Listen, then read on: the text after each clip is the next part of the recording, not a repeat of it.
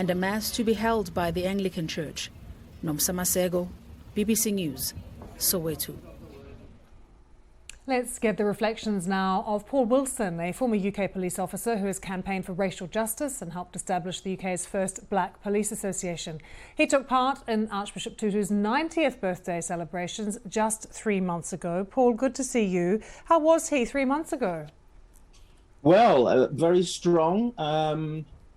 None of this was expected, of course, and of course condolences to the Archbishop's family and friends. It's a very, very sad occasion.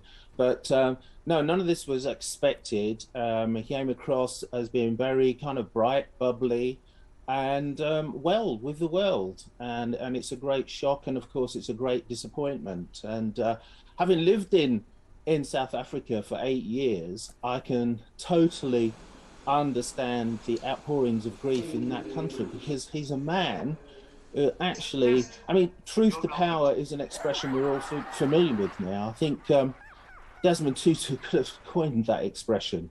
He was someone who courageously fought against the apartheid injustices, and at a time when he was bishop, at a time when he didn't have to step up to the parapet in the way he did.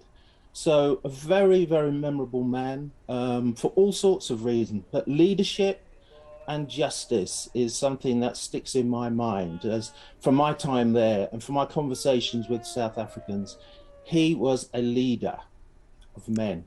Personally, Paul, as well, what do you feel you owe him? Well, it's people like the Archbishop gave me the confidence to do what I did, and of course, you know, I was a Metropolitan Police officer for 30 years, and I've written a book, Rocking the Boat, about my time in the Met.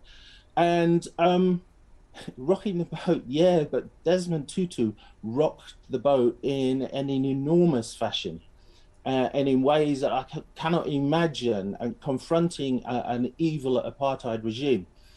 My book talks about institutional racism in the Metropolitan Police and elsewhere. And, you know, I gained confidence from people like Desmond Tutu and Nelson Mandela and others around the world who, you know, stood up for injustices in our society. So many people, Paul, have mentioned how humble he was. Do you think it was that sort of sense of humility that he had that meant that he was also listened to in a different kind of way, a more respectful way? Absolutely. He communicated with ordinary people. He's from Klerksdorp, a very kind of impoverished neighborhood in South Africa. I did some work there and a few years ago. And so I can only imagine what it was like when he was growing up. But he has the ability, because he's come from those surroundings, he has had the ability to communicate with local people and get the message across. And he did it in an amazingly effective fashion.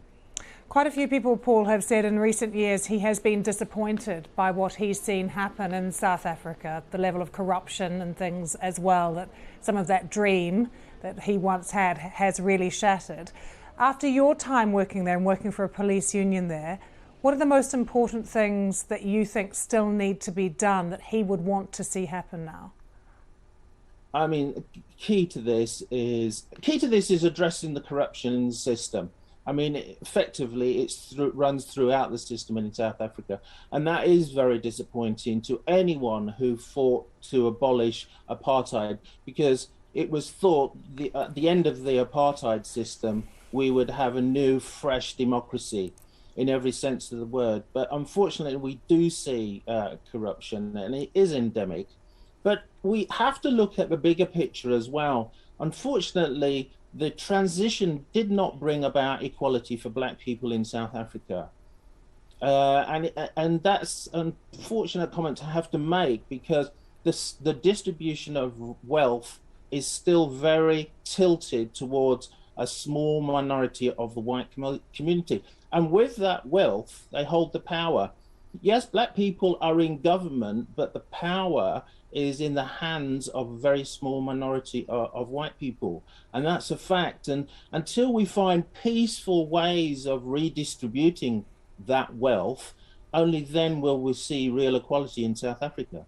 Very good to get your thoughts today, Paul. Thank you very much for joining us. Paul Wilson.